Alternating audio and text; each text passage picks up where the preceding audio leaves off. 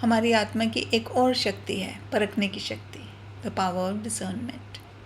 यह वह शक्ति है जो हमें सिखाती है कि हर चीज़ को सिर्फ देखना नहीं बल्कि समझना है। हर बात को तुरंत मानना नहीं, उसे परखना है। और हर सिचुएशन में तुरंत रिएक्ट नहीं करना, पहले रुकना है, देखना है, समझना है और फिर चूज़ करना है। यह शक्ति माँ गायत्री की प्रेरणा से प्राप्त होती है। माँ गायत्री हमारे अंदर ज्ञान, क्लैरिटी और राइट अंडरस्टैंडिंग की लाइट जगाने वाली शक्ति हैं।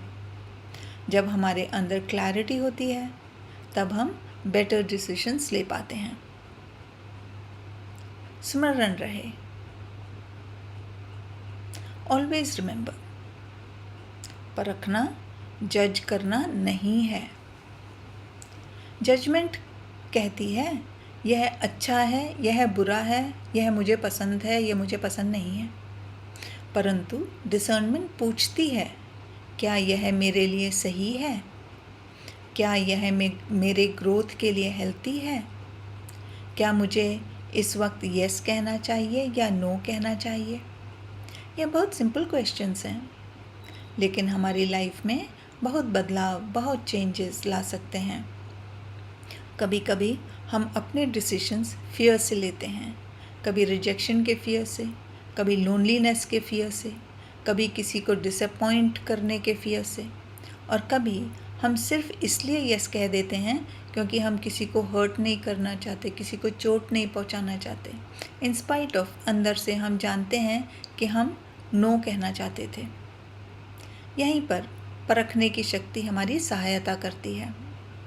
यह हमें कहती है 1 मिनट रुकिए, अपने आप से पूछिए मैं ये डिसीजन फियर से ले रही हूँ, फियर से ले रहा हूँ या अवेयरनेस से।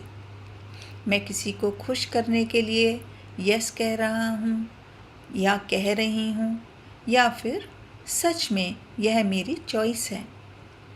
क्या मेरी बॉडी और मेरा माइंड इस डिसीजन के साथ कंफर्टेबल हैं?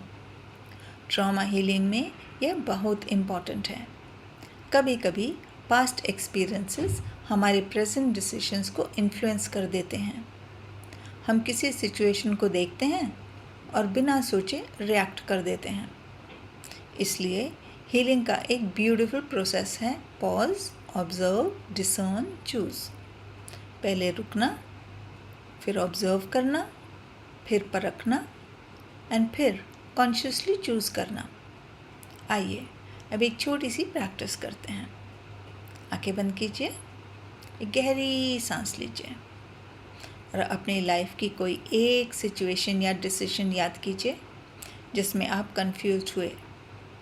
अभी कोई डिसीजन मत लीजिए, बस ऑब्जर्व कीजिए और अपने अंदर अपने आप से पूछिए मेरा फियर मुझे क्या कह रहा है। अगेन एक और गहरी सांस लीजिए और अब अपने आप से पूछिए मेरा इनर विजडम मुझे क्या कह रहा है। दोनों आंसर्स को नोटिस कीजिए। कभी कभी फियर की आवाज़ बहुत लाउड होती है, लेकिन विजडम की आवाज़ बहुत सॉफ्ट होती है। अब माँ गायत्री को याद कीजिए और उनसे प्रार्थना कीजिए कि वो हमारे अंदर क्लैरिटी एंड राइट अंडरस्टैंडिंग का प्रकाश जगाएं। धीरे से गायत्री मंत्र का उच्चारण कीजिए।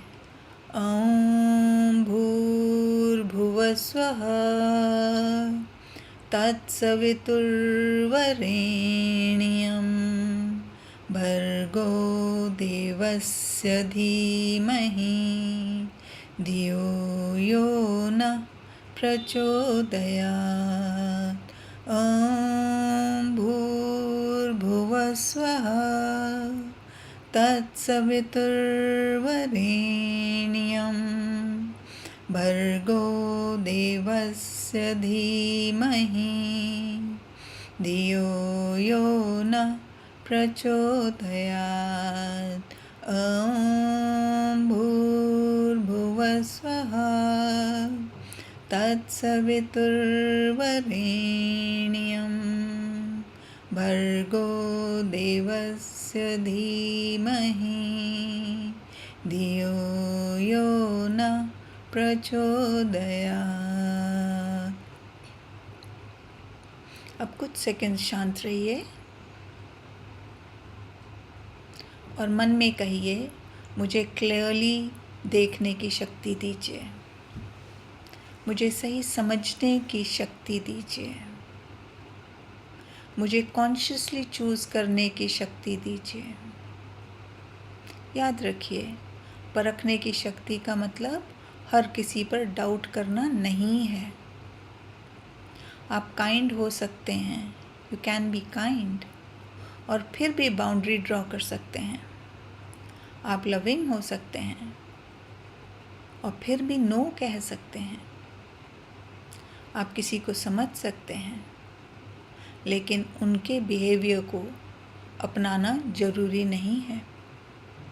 Remember, discernment is not fear, discernment is clarity. Slowly rub your palms and place them on your eyes, and gently rub them across your face. Now slowly open your eyes with a smile. मेरे 10-week trauma backed life coaching session में हम इसी awareness को develop करने पर काम करते हैं, ताकि हम अपने ओल्ड पैटर्न्स को पहचान सकें, अपने इमोशंस को समझ सकें, हेल्दी बाउंड्रीज बनाना सीख सकें और लाइफ को सिर्फ रिएक्शन से नहीं, कॉन्शियस चॉइस से जीना सीखें। हाय, आई एम संगीत। आई एम वर्किंग कि हम सब माँ गायत्री के प्रकाश को अपने अंदर इतना जगाएं कि हमारी चॉइसेस फियर से नहीं, क्लैरिटी, अवेयरनेस और इनर विजडम से आएं। हम उस ओर रिस्पॉन्सिबिलिटी से मेहनत करें। माँ गायत्री हम सबको ज्ञान दे, विवेक, इंटेलेक्ट दे और हमें सही दिशा दिखाए। We'll meet again with the next soul power. तब तक रुकिए, परखिए और फिर चुनिए।